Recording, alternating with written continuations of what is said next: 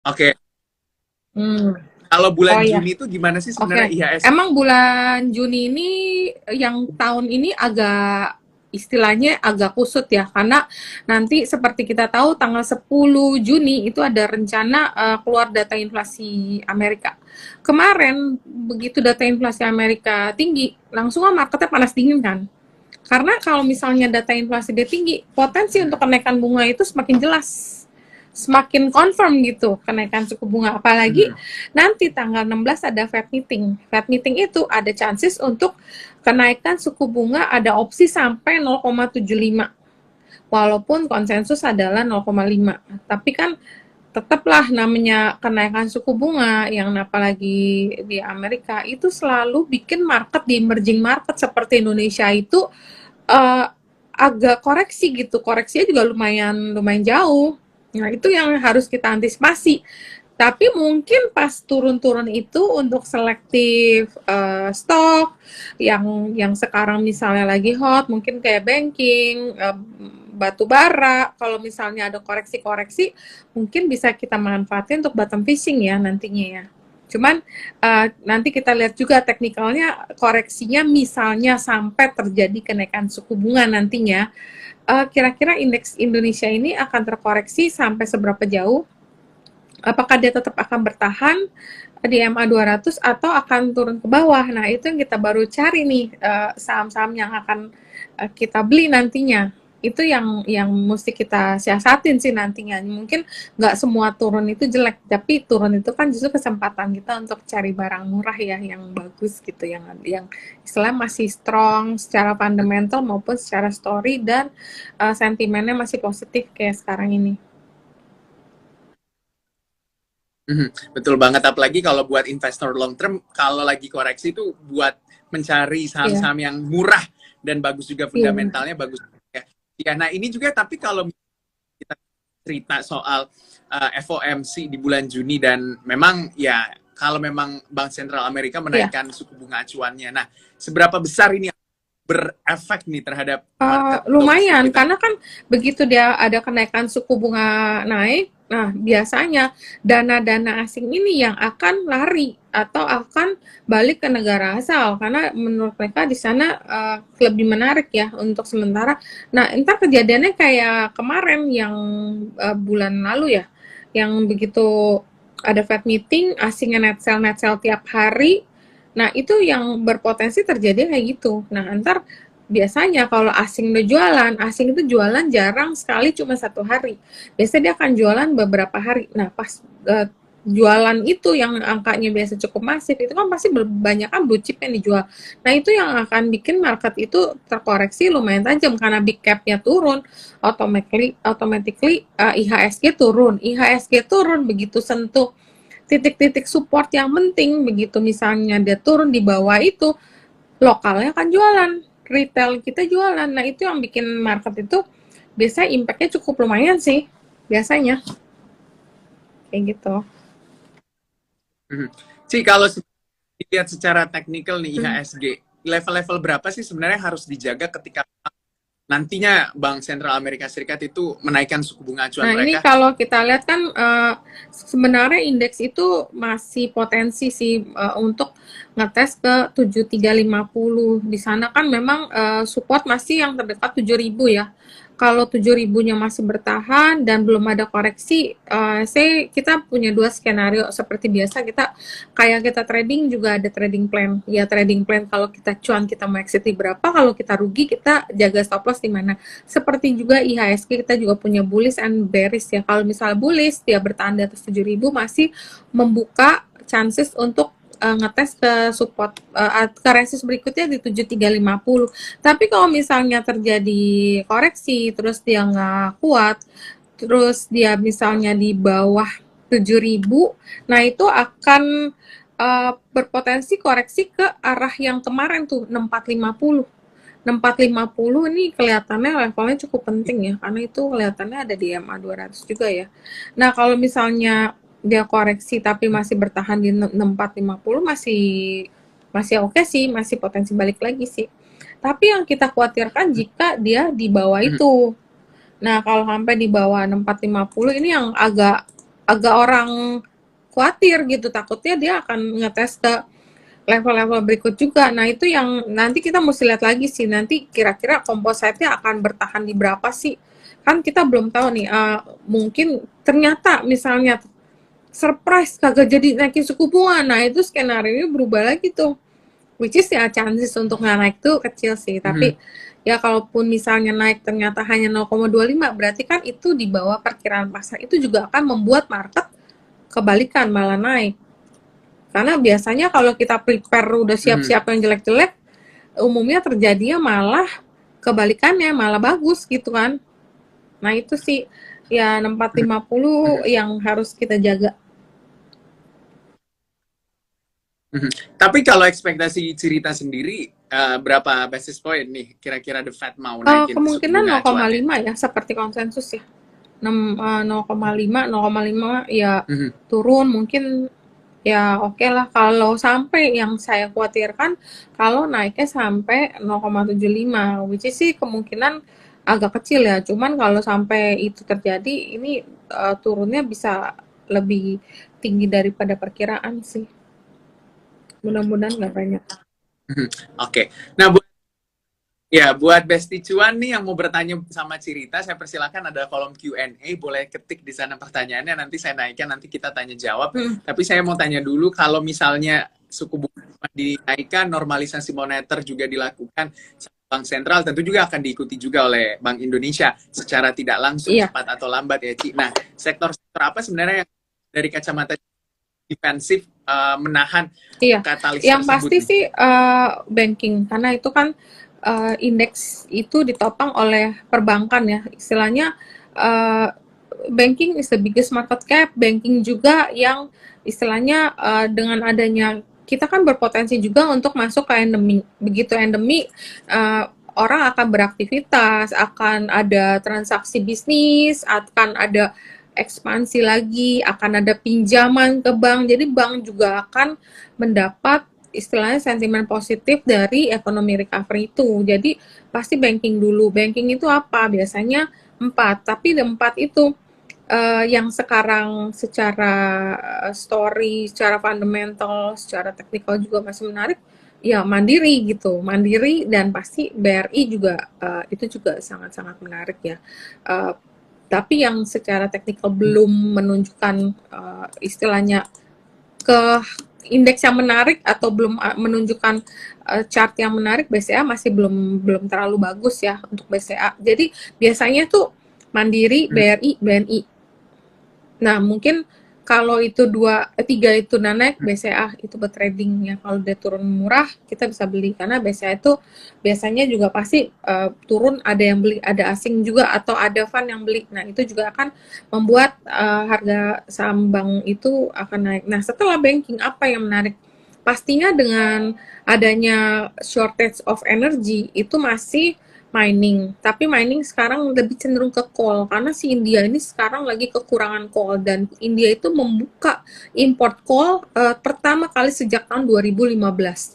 Jadi itu membuka peluang untuk harga coal itu naik karena memang ada kebutuhan lebih dari negara yang lagi shortage itu yaitu India, dan membuka potensi untuk emiten-emiten di Indonesia yang memang udah ada channel ekspor ke sana atau membuka juga orang yang emiten yang belum ada channel ke India untuk ekspor ke sana. Nah, ini coal ini masih sangat menarik. Kalau coal naik, kontraktornya pasti nggak bisa dilupakan. Kontraktor yang udah terkoreksi banyak, doit itu ada potensi untuk reversal kali karena kemarin begitu resultnya keluar kurang bagus, doitnya langsung turun.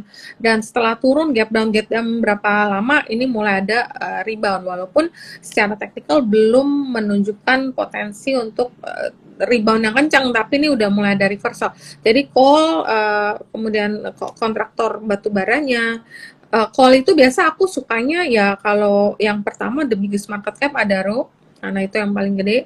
ADMR karena dia adalah coking coal, dan coking coal juga kemarin lagi di upgrade untuk view ke depannya. Dan untuk ADMR ini sangat menarik hari Mhm. ini karena technically dia berhasil nembus di atas 22. Jadi yang kemarinnya kayak kurang jelek, catnya udah kayak udah suram deh, begitu patah di bawah 22 itu. Nah, hari ini dia berhasil nembus di atas 22. Jadi secara teknikal ADMR juga uh, mulai bagus dan MACD-nya kelihatannya mulai mau motong walaupun belum membentuk golden cross ya, tapi ini udah mulai nih di bawahnya. ADMR, kemudian indikanya juga bagus banget. Kemudian yang bagus lagi sepertinya banyak sih orang suka kayak Harum ya, Harum juga. Cuman Harum ini grafiknya masih kayak sideways gitu ya, belum belum kayak mau confirm naik gitu, belum ada tanda-tanda. Cuman ya harganya masih di sini masih cukup murah sih ya, di bank murah ya lumayan sih. Cuman biasanya kan Harum itu sekarang mainnya suka nggak keduga ya, tiba-tiba dia turun, ntar tiba-tiba dia naik, jadi ya agak ini sih. Jadi batu bara, kemudian Mhm. mining sector sekarang aku lagi suka sama sebenarnya bukan baru sih, aku selalu suka sama BRMS karena BRMS ini memang turnaround story dan terjadi perubahan kepemilikan di mana dari pemilik yang lama sekarang ada partner baru yaitu Salim Group itu istilahnya mempunyai nama yang cukup baik lah ya. Jadi untuk misalnya untuk BRMS untuk ekspansi dia butuh pinjaman, butuh loan, butuh apa, ini bisa dengan adanya Salim di belakangnya untuk mendapatkan pinjaman untuk ekspansi itu bukan hal yang sangat sulit gitu. Dan secara teknikal untuk tutupan di harga 220 membuka peluang BRMS untuk rebound ya, untuk ada bisa naik lagi kalau jika dia break di atas 228 itu dia potensi banget untuk ke target minor dulu 278, mungkin habis 278 nanti bisa ngetes ke kepala tigaan ya, mudah-mudahan aja nyampe. Apalagi kemarin koper itu mulai naik ya. Emas sempat naik tapi kayaknya turun lagi. Tapi ya BRMS ini setelah Mhm. berapa lama ini sempat sideways nih, sempat sideways dari bulan Mei. Dari April akhir deh, dia Mhm. sideways terus. Apa nih mau lanjut lagi? Ya, kita nggak tahu, kita tunggu aja. Tapi indikasi dari teknikal ini cukup menarik untuk BRMS. Kemudian tadi MDKA ya, Mhm. MDKA tadi aku udah bilang, tapi MDKA ya harganya udah naik, valuasinya juga udah mahal. Ya, mungkin kalau teman-teman yang belum punya, Mhm. tunggu koreksi aja kali ya, karena takutnya upside-nya nggak banyak. Kalau misalnya koreksi, takutnya koreksinya lumayan banyak. Tapi kalau udah punya ya bisa di hold sih. Kemudian oilan Mhm. itu juga Oke. menarik karena ada yang upgrade untuk view oil itu ke depannya. Jadi di upgrade dan ada berita juga yang tadi pagi bahwa oil itu si Citigroup itu menaikkan forecast untuk harga oil. Jadi oil ini ada sentimen dari kesana sama Arab Saudi juga menaikkan harga jual minyak mentah ke Asia. Jadi itu yang membuat harga Brent itu naik. Jadi oil ini kelihatannya masih menarik. Jadi ya kalau oil itu aku suka mungkin Mhm. tiga-tiganya suka energi, Elsa sama Medco. Mhm.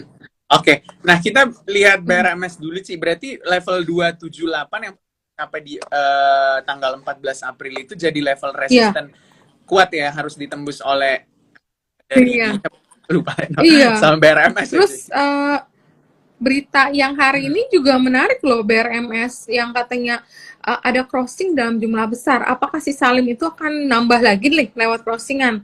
Ya kita tinggal tunggu nanti mungkin ada announcement lebih Mhm. lanjut ya untuk keterbukaan informasi siapa sih yang beli atau yang ada crossing dalam kemarin dalam jumlah besar itu. Apakah benar itu Salim nambah nambah saham, kita nggak tahu.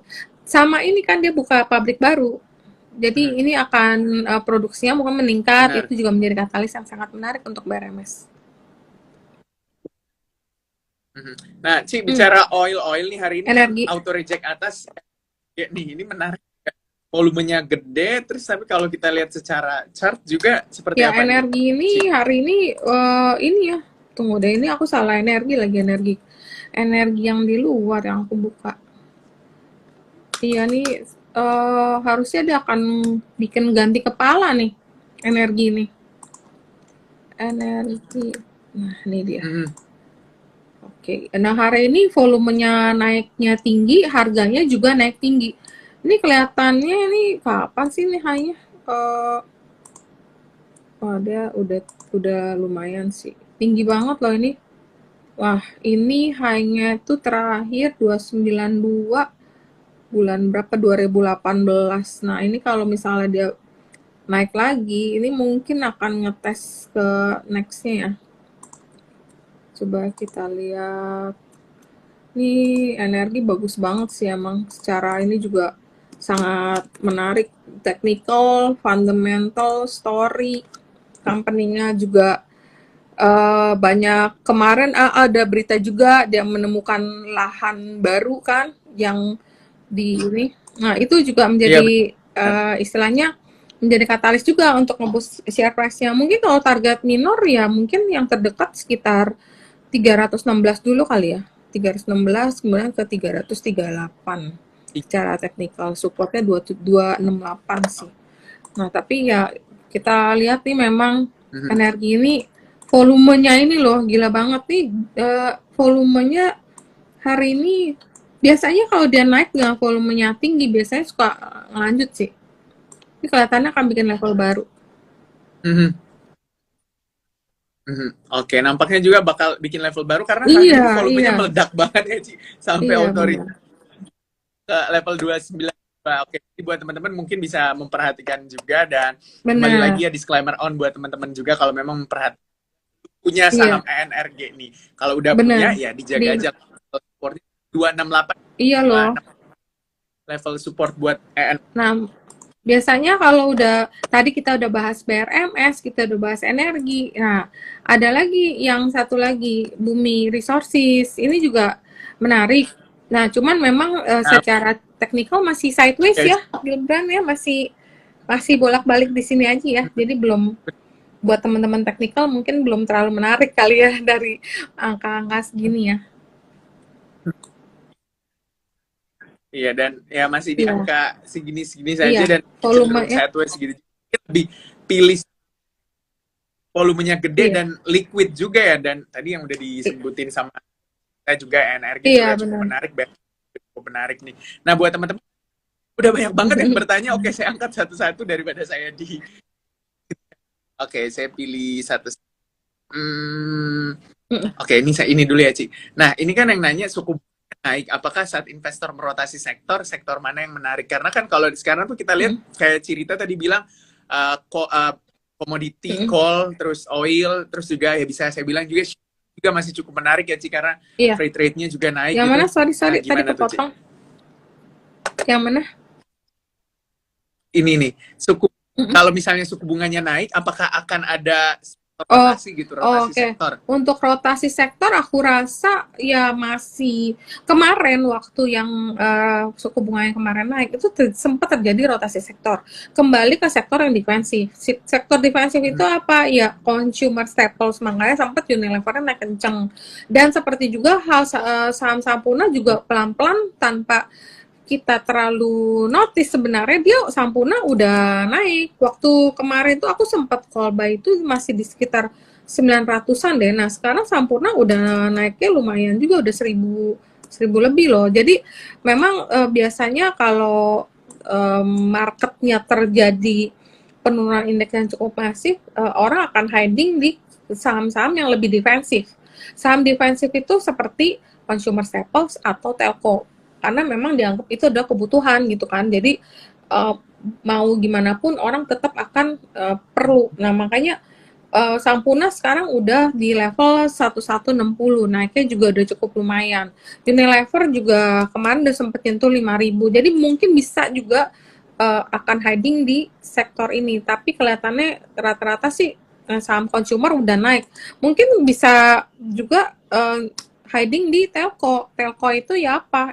Bisa juga Telkom, Indosat, XL. Tapi kayaknya yang kemarin sempat bagus Indosat tapi kemudian terkoreksi jadi chartnya masih balik turun lagi belum ada konfirmasi naik walaupun dia udah turun 3 hari dengan volume yang makin hari makin habis ya.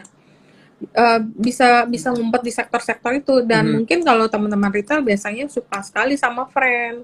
Apalagi kemarin ada berita bahwa Friend itu nanti akan ada obligasi konversi ya di 100 kalau nggak salah sih. Mhm. Oke. Nah, Ci, kalau misalnya suku bunganya dinaikkan, yang bakal tertekan tuh sektornya Iya, secara sektoral biasanya apa kalau nih, Ci? suku, oh ya sorry, tadi Friend bukan obligasi konversi tapi private placement 3 triliun di harga 100. Biasanya yang Mhm. kena sih ini Iya. sih property sector. Properti sector dulu biasanya. Oke. Itu yang nah, karena soal properti ini ada yang nanya nih Hmm. soal properti nih ya, Ci. Oke, saya nanya dulu. Oke.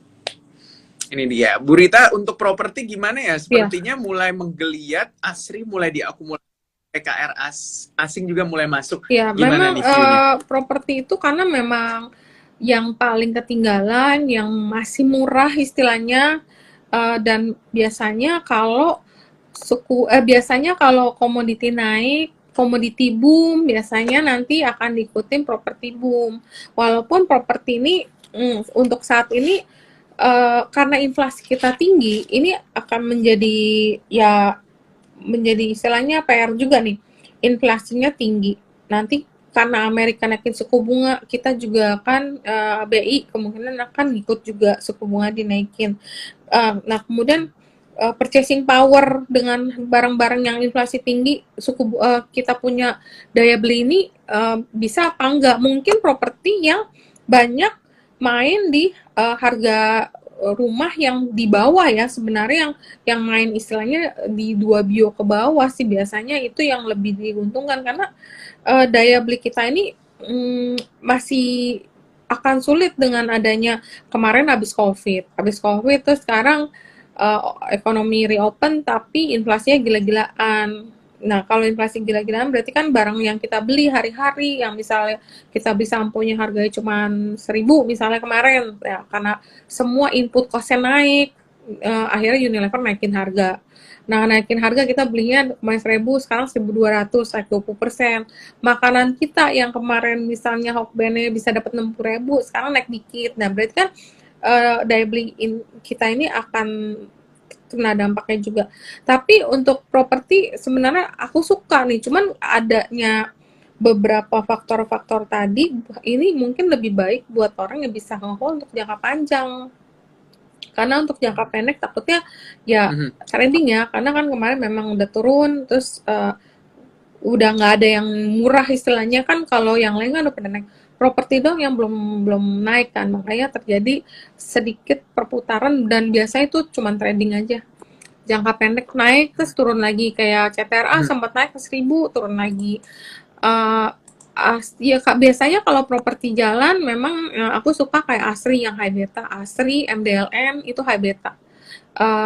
Naiknya cepet dan biasa naiknya lumayan kasih upside-nya tapi begitu udah selesai jangan lupa profit taking makanya hari ini MDLN ARB lagi jadi masih trading lah itu mah belum bisa Iya. untuk nge-haul panjang soalnya ini kondisinya sebenarnya aku juga suka cuman karena kondisi kayak gini kita juga jadi ragu-ragu kan apalagi kayak Sumarekon yang sebenarnya salah satu komoditi yang sangat-sangat aku suka sebenarnya karena kinerjanya bagus penjualannya bagus cuman hari 2 hari Mhm. dari weekend ada berita KPK jadi ya nanti dulu deh biasa emiten yang ada masalah-masalah gitu harga sahamnya jadi nggak bisa naik kenceng jadi nanti aja gitu paling kalau properti itu yang paling menarik yang besar-besar itu ya BSDE, CTRA, mungkin Pewon, Pewon biasa asing demen dan Pewon itu kan banyak mall kalau misalnya kita yang demi dia salah satu yang diuntungkan karena memang banyak recurring income gitu di sana. Gitu. Oke, buat teman-teman tadi yang udah tanya soal komoditas, Mm-mm. tadi kita udah bahas ya, Ci ya. Jadi mungkin nanti bisa nonton kembali program live ini. Nanti kita save tentunya. Tadi kita udah bahas soal Doit Ya, yang masih cukup menarik juga karena kontraktor tambah ada cerita, terus juga ADMR juga masih cukup menarik, sudah menembus level iya, 2.200 berhasil gitu ya. Jadi kita tinggal lihat aja nanti seperti benar. apa lagi arah geraknya. Oke, nah Ci ini kan tadi nyinggung ya soal Ah, iya, ABBA iya, iya. ABA nih. Ini juga ada yang nanya nih. Ini kan right issue, Mcash Group ini akan yang Iya, holdingnya si iya. cepat ini menjadi standby buyernya. Gimana Sebenarnya si tanggapannya? ABA itu right issue-nya udah selesai dan MCAS itu sudah masuk MCAS si cepat itu sudah menjadi pemegang sahamnya ABA. Mereka masuk melalui Solik Solik apa ya nama company-nya, masuk lewat sana, kemudian ada asing juga yang masuk di sana. Dan yang menarik adalah kalau misal ABA bisa masuk ke dalam ekosistem MCAS, MCAS itu kan seperti kita tahu tuh gede banget ya. Di bawahnya itu banyak company-company lain dan ini kelihatannya akan bisa menjadi pemain apa ya kita bilangnya nanti untuk akan menjadi turnaround story karena sekarang ABA ini kan sebenarnya belum ada isinya ya sekarang ini ya. Jadi mungkin ya ada lah kayak radio apa, tapi kan istilahnya itu udah nggak bisa memenuhi kemajuan zaman. Sekarang kita akan lebih banyak ke integrasi ke sektor-sektor digital dan teknologi dan MCAS adalah company yang memiliki portofolio investasi di 16 perusahaan sektor digital dan teknologi. Kalau misalnya dia bisa masuk ke sana dan mungkin ada pengembangan-pengembangan baru lewat sana, ini akan menjadi sangat-sangat menarik untuk ABA karena harganya juga masih di bawah banget gitu loh, harganya masih 200 dan tadi sempat rebound, mungkin ada potensi potensi reversal. Sekarang aku lebih suka ABA daripada Mari. Kalau dulu aku suka Mari, tapi sekarang ABA-nya kelihatannya lebih menarik karena pemegang sahamnya ini yang sekarang karena dalamnya ada si cepat juga kan. Si cepat kan ada potensi juga mau IPO tahun ini kalau jadi. Nah, itu akan menjadi katalis yang menarik untuk ABA. Nah, kalau kita lihat secara Bollinger dia juga mulai mengecil. Kalau dia bisa bertahan kemudian Bollinger squeeze itu bisa naik kayak kemarin Raja itu, naiknya lumayan. Oke, tadi juga ABA nih sempat nyentuh 232 ya, Ci, kalau ABA, saya nggak salah. Sempat nyentuh, terus juga oke. masih cenderung Iya, sideways benar. dengan volume yang lumayan tadi di tengah sideways-nya ini Iya, mungkin iya, masih bisa mesti lihat diperhatikan lagi juga sih. ya, Ci. Makanya aku bilang, ini sideways, tapi kalau dia misal terjadi Bollinger Squeeze dan dia makin kecil terus dia meledak, itu lumayan gitu bisa juga itu memang kalau Bollinger itu squeeze kadang bisa squeeze ke atas dia naik, bisa juga turun. Tapi karena nih harganya menurut aku harganya udah cukup di bawah gitu. Harga right issue kemarin 150, harga tadi sebelum naik di bawah 200 ya masih istilahnya masih dekat-dekat harga rate ini masih consider murah lah gitu. Jadi kalau misalnya ini bisa naik lagi, mungkin ini bisa menarik sih barang-barang kayak begini istilahnya yang udah koreksi cukup jauh kan. Apalagi high-nya berapa tuh dulunya? Dulunya itu mungkin sekitar 583 ya. Pernah, iya, pernah juga kalau nggak salah nyentuh Waktu 700 nih, Ci, dulu kalau ya. saya nggak salah ingat ya. Iya, 2020-an itu pernah 7, kalau saya Bukan deh yang nggak 700 cek kayak dulu. Mari deh. Tapi nggak tahu juga ini barang emang liar Oh, sih Maria, barangnya high beta sih. High beta banget. Jadi naiknya memang lumayan bener. naik, lumayan cepet. Jadi bisa dikatakan Benar. nanti kita tunggu konfirmasi juga bagaimana bisnis model dari ABA ini ketika memang Iya, bergabung ke itu akan ekosistem menjadi Mcash ya, Ci? katalis yang menarik. Karena kita mau tahu nih, setelah right issue berarti kan dia ada pemegang saham baru. Apa yang akan dilakukan oleh pemegang saham baru tadi? Akan diisi apa nih bisnisnya nanti? Nah, itu yang akan menjadi turnaround story buat ABA. Jadi, istilahnya ada something yang kita tunggu nih di sini. Nah, tetap kita kawal dengan technical chart. Kalau memang chartnya cenderung volumenya terus membaik dan harganya membentuk higher high higher low, nah mungkin itu ya kita pantau ketat deh ya kayak itu untuk Aba. Kalau Mari sih ya kurang Mhm. sih sekarang kecuali Masih lebih iya menarik karena ABA yang Marinya ini headways juga. belum ada story baru ya. Mari ini masih noise apa belum ada ya paling kemarin sempat ada rumor Tencent masuk tapi kan nggak belum aku nggak tahu tuh jadi benar masuk atau enggak. Terus kalau misal masuk tuh dia megang berapa persen apa nanti akan ada turnaround story belum dengar juga. Mhm. Oke, jadi mungkin bisa diperhatikan Hmm, nih, Aba ya di tengah-tengah trade issue dan juga iya, masuknya Mcash iya, Group begitu ya menjadi salah satu pemegang sahamnya juga benar. para bisnisnya. Dan nanti juga teman-teman bisa juga ya Besti Cuan nih di secara teknikal. Oke, nah kalau kita bicara juga yang sekarang lagi manggung Iya. adalah shipping ya, Ci. Nah, gimana nih kalau untuk Iya, di shipping? shipping naiknya banyak banget sih. Jujur aku agak ketinggalan di shipping karena waktu dulu aku masuk SMDR tuh harganya masih 600 ya. Terus di 900 aku udah jual. Terus aku pikir udah cukup lah ya cuannya segitu. Terus Nggak pernah nyangka dan nggak pernah mimpi bahwa saham-saham shipping yang jagoan seperti SMDR, Temas itu bisa naik sampai 3.840. Ini benar-benar sih. Mungkin ini waktu awal aku promote saham shipping, aku tuh ngangkat story karena shortage of container pada saat itu. Karena kekurangan kontainer, jadi kan harganya mahal. Jadi sebenarnya buat company-company yang ekspor keluar itu kurang diuntungkan. Buat yang ekspor keluar yang kebutuhan kontainernya gede. Mhm. Nah, cuman kan waktu itu aku ngomong sama banyak orang juga nggak ada dapat yang respon yang sangat-sangat mendukung. Oh ya, lu mesti beli nih, lu tahan simpen lama. Ya oke, ya iya, boleh beli gitu. Tapi nggak ada yang, makanya nggak nyangka bahwa saham-saham shipping ini ternyata terus beranjak naik ya, sampai sekarang SMDR aja sampai berencana mau stock split 1/10 karena harganya udah mulai mahal gitu loh.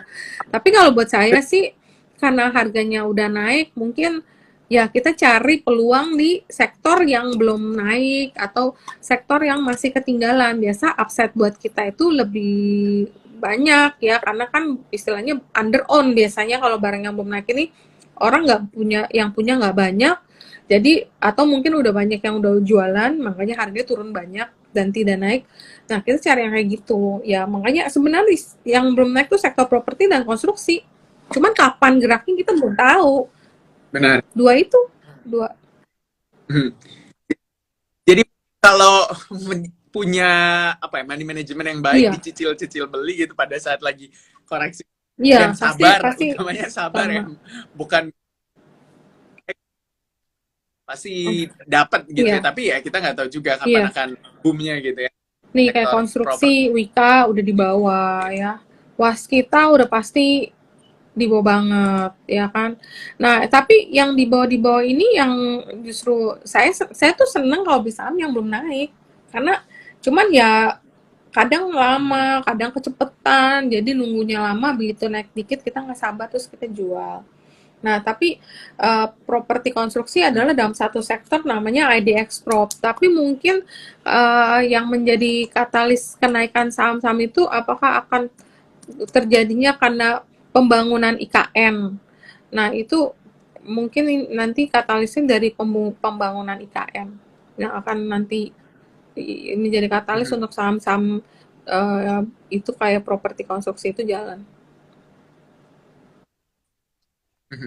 Oke, ada yang nanya nih Ci, untuk konstruksi Biasanya unggulannya ya, apa Ci? berdasarkan pengalaman saya, aku beli sekitar November cicil. November biasa turunnya tuh lumayan kalau biasanya. Tapi kadang market ini kan sesuatu yang bukan ilmu pasti ya, karena selalu berubah. Tapi umumnya aku beli November akhir, Desember awal itu biasa masih jelek. Desember mulai naik pas window dressing. Nah, biasanya saham-saham konstruksi itu panen di sekitar Januari, Februari, Maret. Itu biasa harganya naiknya bagus. Ya mudah-mudahan aja ya ini bisa jalan Mhm. lebih awal daripada eh, tahun-tahun sebelumnya. Tapi makanya kita lihat terus. Ya, Iya. harap.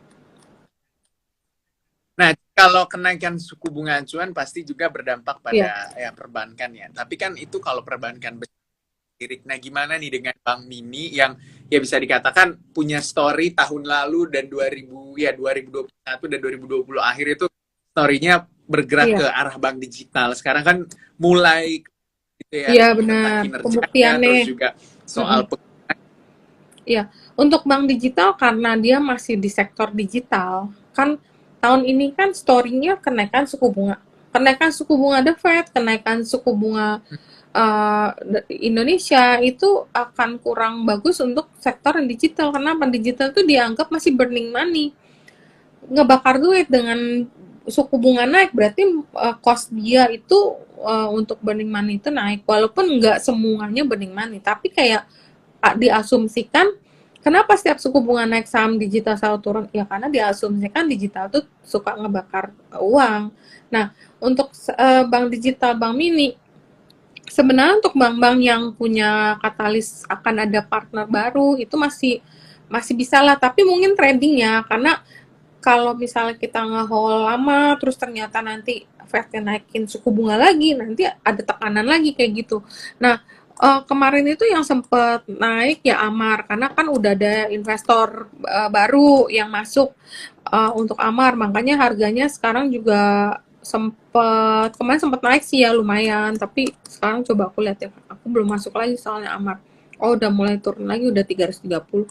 Nah, itu bank-bank mini itu mendingan yang ada cerita right issue sama investor yang akan menjadi standby buyer daripada right issue-nya. Kalau nggak ada standby buyer, ya ribet juga. Kayak BBB kan diumumkan, oh nggak jadi nih right issue ditunda karena nggak ada belum ada standby buyer-nya, atau standby buyer-nya masih ketunda nantinya di kuartal keempat ya nggak usah. Begitu diumumin turun gitu. Jadi mungkin yang cari yang ada story bahwa karena bank-bank mini ini diharuskan menurut ketentuan untuk tambah modal, karena tambah modal harus naikin modal. Nah, itu yang nanti ada partner baru itu yang akan menjadi katalis kenaikan saham-saham bank mini. Mungkin hari ini ada bank mini yang tadi yang naik apa ya, AGRS apa sih? Oh, AGRS cuma naik 2%. Ya, yang ada story-nya aja sih. Iya. Berarti memperhatikan yang mana yang ada story-nya, dan juga yang paling penting kalau buat Bank Mini ya melihat aksi korporasi yang akan dilakukan, utamanya mungkin penambahan modal melalui entah skema right issue, mungkin juga merger ya, karena kalau mungkin nggak bisa menambah modal, nggak mau harus merger gitu. Dan paling penting kalau digital ekosistem yang mereka bangun juga ya, Ci. Semakin gede partner masuknya, semakin gede juga ekosistemnya daripada partner yang masuk, itu juga akan merubah, istilahnya merubah peta daripada si bank mini tersebut. Jadi kan kalau misalnya yang masuknya, contoh kayak kemarin BBHI kan dari bawah, BBHI dari bawah begitu, yang masuknya ke ekosistemnya Pak CT itu kan ada banking, yang sebelumnya ada Bank Mega, ada TV, ada yang lain, itu kan membuat katalis kenaikan harga sahamnya. Jadi memang partnernya itu kita harus lihat lagi apakah akan ada ekosistem yang cukup besar, jadi bisa membuat bank mini itu berkembang. Oke, nah terkait dengan sektor teknologi yang tadi juga kita singgung ya, Ci. Kita tahu bahwa tadi juga WIRG, terus juga ada yang nanya Go, terus Bukalapak. Nah, gimana nih saham-saham sektor teknologi yang cenderung ya mungkin kalau kita lihat di global agak ditinggalkan gitu, apalagi dengan banyaknya kabar bahwa ya startup ya cenderung disuruh dari investasinya buat menahan belanjanya mereka nih. Nah, kalau kita lihat kan dari laporan keuangannya, walaupun naik juga hari ini, tapi dari laporan fundamentalnya sebenarnya paling banyak cost mereka itu ya cost belanja buat sales dan juga tentunya belanja pegawai gitu. Nah, gimana nih? Kemarin itu aku suka sih sama WIRG karena nih kayaknya company-nya baru, tapi kan sempet aku invite ke webinar ya, dan di sana aku juga belajar. Ternyata wah, dia bisa kayak apa ya, kayak ngeluarin satu kartu bisa kayak zaman dulu kita belajar tuh cuman dari gambar yang 2 dimensi. Ini bisa langsung keluar gitu 3D-nya. Jadi ya itu memang perlu waktu untuk saham-saham teknologi ini untuk berkembang gitu. Tapi memang WIR ini company yang sangat menarik karena dia juga ada PT Surya Semesta Karya yang masuk ke dalam, yaitu anak usaha Salim. Jadi ini banyak juga yang invest di dalam. Cuma memang karena company-nya baru listing juga, ya kita memang perlu waktu untuk memberikan waktu untuk WIR untuk berkembang dan membuktikan kinerjanya. Karena memang pengembangannya tuh teknologi virtual sama artificial intelligence itu kan something yang masih baru kan. Jadi ya perlu waktu lah untuk mereka kembangin tuh sama teknologi metaverse-nya juga, apakah nanti akan terus berkembang. Memang kan sekarang harga kriptonya turun, jadi kalau kriptonya turun dia ya karena dia masih ada di metaverse pasti akan ke bawah juga ya sentimen turunnya. Tapi menurut aku kalau dilihat dari pengembangan atau pengalaman dari grup WIR yang udah mengembangkan teknologi dari tahun 2009 dan udah menggarap banyak proyek di luar Indo ya, di luar negeri, ini sangat menarik sih, apalagi Salim juga masuk gitu. Cuman karena ya itu company-nya baru, secara teknikal kita juga kadang masih susah kan ngecek saham yang baru listing kan. Terus kita juga masih lihat nih laporan keuangannya nanti gimana, kinerja gimana. Jadi perlu waktu lah untuk PIR untuk membuktikan harga sahamnya bisa bertahan atau akan terus sideways kayak sekarang lagi bolak-balik di sini ya. Tapi aku suka company. Cuman memang nggak bisa cepet. Dan untuk Goto ini berapa hari ini naik karena kan memang akan masuk ke IDX 30, LQ45. Jadi beberapa fund yang mau nggak mau, suka nggak suka harus beli gitu loh. Jadi ya itu ada sentimen katalis positif juga untuk saham Goto yang naik. Dan kemarin ada kolaborasi juga nih Tokopedia dengan PT BRI, Bank BRI untuk memberikan layanan digital kayak kartu kredit Tokopedia Card. Nah, itu memperkuat ekosistem Goto melalui perusahaan induknya. Jadi ya mungkin katalis untuk Goto ya yang terdekat ya itu. Cuman ya karena naiknya udah cukup banyak dan biasanya saham tech ini sangat volatile ya. Biasa aku nggak berani terlalu lama pegangnya. Kalau udah untung ya udah jual gitu loh. Mau naik lagi ya udah cari sektor lain. Memang ini karena sektor teknologi ini sangat volatile. Jadi kadang kita nggak kuat jantungnya. Tiba-tiba jual turun gitu udah. Yang untung ngabur gitu loh. Nah, kalau buka gimana nih, Ci? Ini kan biasanya juga orang dulu ya bisa dikatakan Benar. tinggi banget nih ekspektasinya terhadap Bukalapak, iya. ya teknologi. Dan apalagi di banyak banyak yang mau IPO juga di sektor teknologi nih. Dengar-dengar Traveloka, Blibli juga mau. Iya, Blibli menarik sih, Blibli menarik. Traveloka juga mungkin akan menjadi katalis tersendiri ya, tergantung nanti ditawarkan di harga berapa. Nah, kalau si Bukalapak sekarang menjadi kayak investment company kalau menurut saya sih, jadi kayak dia juga dengan dana IPO yang cukup besar, dia invest di beberapa startup, dia invest juga di Alobank, dia beli di Alofresh, ya jadi kayak perusahaan investasi sih. Ya kalau kalau secara teknikal sahamnya masih sideways gitu ya, kayak bolak-balik, belum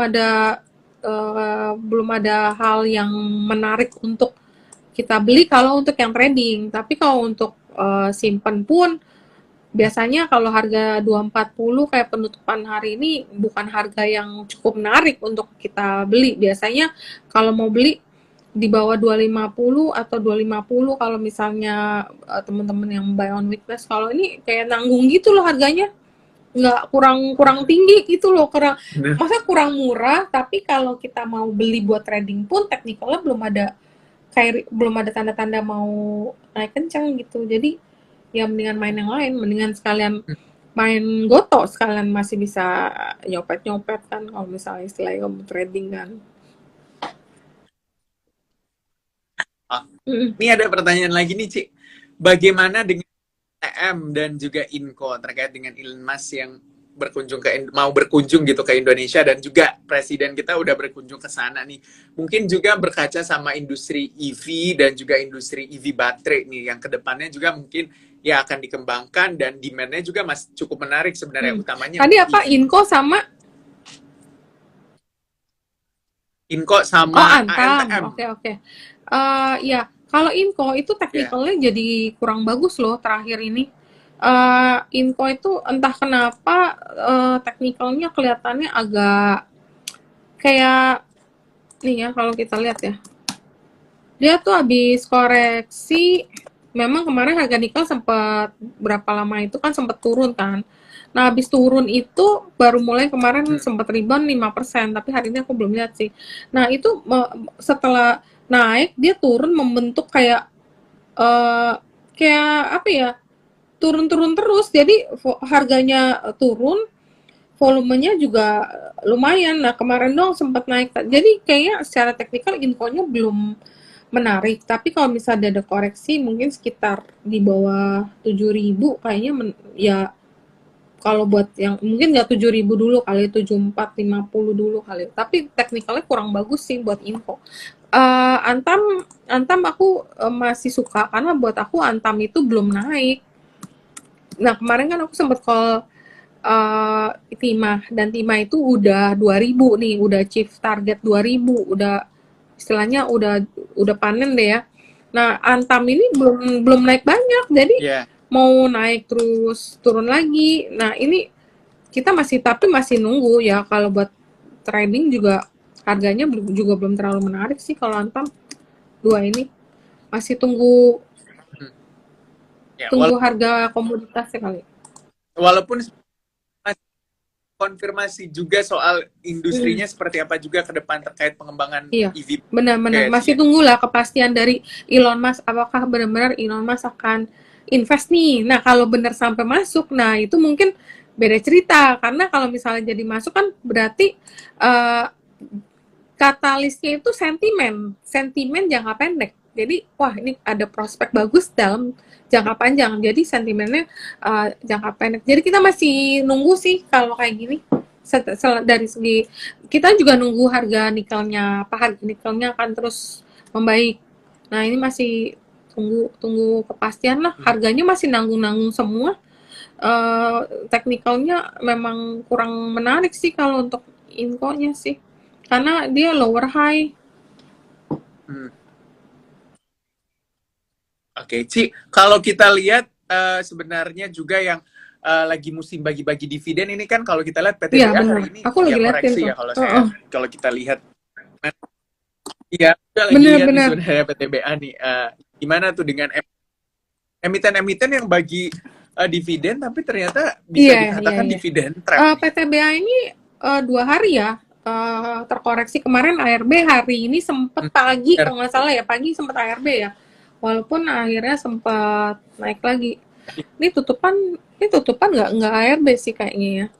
Nah ini PTB aku lagi liatin kalau misal harga call masih tetap bertahan di level tinggi ya kayak sekarang, mungkin kalau koreksi 1 hari lagi, kalau dia bisa nyentuh di bawah harga sekarang nih, sekarang kan tutupan 4.070 ya kalau nggak salah ya.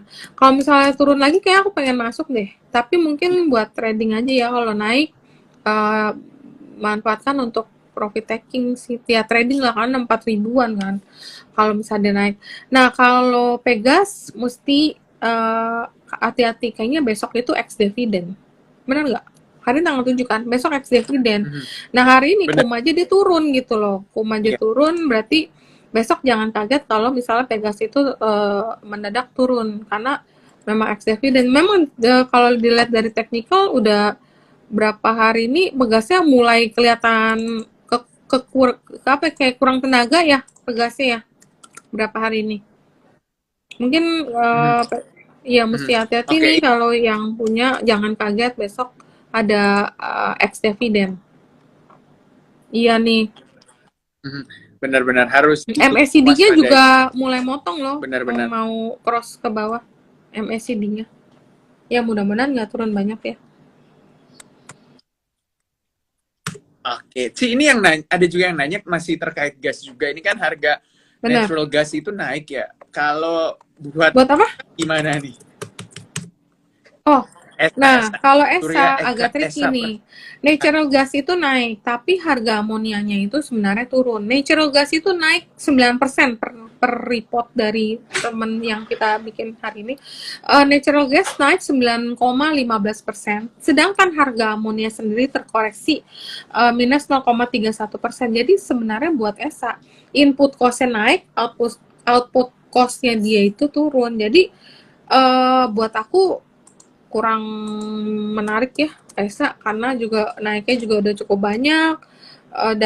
Dari technical juga kurang bagus loh, itu kayak mau koreksi. Jadi aku bilang sih kecuali dia turun sampai di bawah 1.000 ya nanti baru kita lihat sih. Tapi untuk sekarang kurang menarik karena amonia itu kan dibuatnya dari natural gas kan. Natural gasnya inputnya naik, dia jualannya nggak bisa naik karena harganya lagi turun. Mhm. Benar, benar, benar. Jadi buat teman-teman memang Iya. harus memperhatikan juga ya apa yang jadi sentimen dari emiten, utama mungkin yang Iya, mau bagi-bagi dividen, emiten-emiten tersebut. Jadi harus diperhitungkan benar-benar, iya, jangan sampai masuk diperhatikan terlalu tanggal ketinggian kum dan dan ternyata X-nya. tuh. Mhm. Oke, dan ya jangan sampai antara capital gain Bener. dengan dividennya Iya, sama aja gitu. Karena kayak belinya terlalu kemarin Antam ketinggian. ya, dividennya cuma berapa, tapi turunnya lumayan ya. Iya, Mhm. Nah, itu mungkin harus diantisipasi kalau di benar. PTBA juga ya, Ci, karena dividennya lumayan, tapi ya kalau turun-turun terus juga jangan sampai ya Iya, dikali nol aja antara cuman capital gain dengan untungnya dividen. untungnya kalau PTBA itu sektornya itu masih bagus, istilahnya masih hot lah sektornya. Jadi turun-turun pun murah-murah, mungkin ada yang jamin untuk beli kan. Mhm, mhm. Oke, ini kalau kita bicara soal Hmm. style Cirita untuk mencari emiten-emiten yang mungkin berpotensi mengalami kenaikan, seperti apa sih? Apa yang dilakukan gitu biar teman-teman juga mungkin bisa menjadi panduan gitu buat teman-teman ketika memang mencari saham-saham yang cenderung Ya, bisa mengalami kenaikan. biasanya aku suka beli saham yang antara yang belum naik. Tapi kalau misal saham yang udah naik, tadi kan ada yang nanya Raja. Kalau Raja aku nggak berani karena udah istilah aku udah ketinggalan gitu. Aku udah ketinggalan, ya udah aku cari cari istilahnya kereta yang ini gerbongnya udah lewat. Aku cari yang lain aja kan saham di market ada 600 daripada aku beli terus aku nggak pede, nanti pas turun dikit pasti bawaannya jadi deg-degan deh. Nah, biasanya aku cari saham yang belum naik. Kayak kemarin aku sempat beli BP loh. BP itu eh tapi aku belum jual. Sebenarnya BP itu udah naik-naik berapa dari harga berapa ya, ini sempat turun terus mulai naik 85. Nah, itu aku sempat beli. Nah, ini kenapa aku beli? Karena waktu kemarin tuh abis naik kenceng dari gocap, aku beli itu sempat naik sampai 122. Habis itu dia turunnya lumayan nih. Di bulan Hmm. Mei dia terkoreksi dan sempat sideways dan kemarin itu di harga 90 dia mulai naik. Nah, kelihatan aku lihat nih mulai reversal. Jadi saham-saham yang udah habis naik terus turun, habis itu flattening, dia mulai reversal, biasa aku suka tuh. BRMS juga sama, kan sempat naik lumayan tuh sebelumnya udah naik, terus dia turun lagi, sempat nyentuh di bawah 200 deh yang panik-panik itu deh. Nah, terus dia flattening, ini mulai ada potensi kenaikan arah atau yang memang belum jalan sama sekali gitu loh. Biasanya aku cari dulu dari berita. Aku baca dulu, nih kira-kira saham itu naik kan pasti harus ada cerita, harus ada katalis, harus ada story. Kalau naik doang nggak ada story ya kita juga bingung ada apa. Entah itu hanya digerakin oleh beberapa orang atau memang ada berita yang belum keluar. Tapi umumnya kan udah ada lah kayak rumor-rumor gitu. Nah aku suka nih, oh ini kayaknya mau naik karena ada berita, ada potensi merger akuisisi misalnya. Nah itu aku beli cicil. Istilahnya kalau kita nggak pede, biasanya saham-saham gitu teknikal masih jelek. Kita beli dulu dikit nitip sendal. Tapi kalau begitu dia konfirmasi up, contoh deh kayak ADMR deh. ADMR kan sebenarnya aku suka waktu dia udah turun dari sempat berapa ya kemarin 29 ya. Nah, itu kan turun sempat sideways lama, begitu dia jebol 22 menurut technical analis aku itu jelek. Aku bilang ya udah kalau gitu aku nitip sendal dulu, begitu dia ngebreak balik lagi di atas 22 konfirmasi up baru aku beli lagi gitu. Nah, biasanya kalau kita belum yakin tapi potensi itu ada, kita beli dulu atau beli di support. Jadi kalau kita salah beli, istilahnya cut loss-nya nggak terlalu jauh gitu. Jangan beli yang udah tinggi, udah deket-deket resist, begitu kita nggak misalnya gagal naik terus atau kita salah beli, cut loss-nya lumayan sih. Nah, biasanya ya dari story dulu, story-nya yang menarik. Terus harga sahamnya apakah udah naik apa belum atau udah turun lagi mau balik arah. Nah, itu biasanya aku pertimbangin. Tapi kalau saham yang udah naik tanpa ada ceritanya, tanpa aku denger juga rumornya, biasa aku skip sih, biarin deh. Naik kan kita nggak semua saham harus kita beli juga. Daripada kita beli nggak pede, ya kan? Benar. Benar, benar, benar. Karena ada banyak nih saham, berarti ada banyak Mm-mm. potensi cuan buat Besti cuan juga. Jadi nggak semua Iya. harus diburu gitu ya. Kalau Mm-mm. yang udah naik ya udah nanti kita Iya. lain. Jangan ikut Iya. kereta Iya. yang kenceng gitu Nggak usah nanti FOMO takut gitu loh. jatuh Ya kalau plastik. misalnya ada yang udah, misalnya Benar. hari ini naik banyak terus kita ketinggalan, ya nggak usah FOMO, ya udah biarin aja. Anggap aja kita belum rezeki. Mungkin rezeki kita besok itu datangnya, kan masih banyak saham. Hmm, oke. Ini juga ada yang nanya, mungkin ini buat Hmm. jangka Hmm. panjang ya, jangka panjang gitu, yang mungkin bagi yang menarik gitu untuk diperhatikan bagi para investor yang cenderung baru Iya, juga masuk ke pasar modal gitu. apanya? Saham yang untuk jangka panjang. Ya, sektornya mungkin juga menarik bagi Hmm. investor yang baru masuk, terus maunya cuma ya jangka panjang Sebenarnya gitu. yang belum naik ya itu sektor IDX Prop itu, properti konstruksi itu belum naik, Hmm, sama di dalamnya hmm, properti itu kan ada properti uh, housing, ada juga industrial. Industrial juga tahun lalu nggak perform loh. Tahun lalu nggak perform. Ya aku sih suka kayak hmm, kemarin BES ya, BES itu sempat terjadi kenaikan volume dan kenaikan harga, dan dari dia sideways lama, tiba-tiba dia ngebreak dengan harga dan volume yang cukup besar. Tapi memang ini buat jangka yang panjang, barang-barang kayak properti-properti belum naik. Sebenarnya boleh simpan buat BSDE, hmm, kayak BSDE ya. Itu selalu ada company-nya tuh beli terus.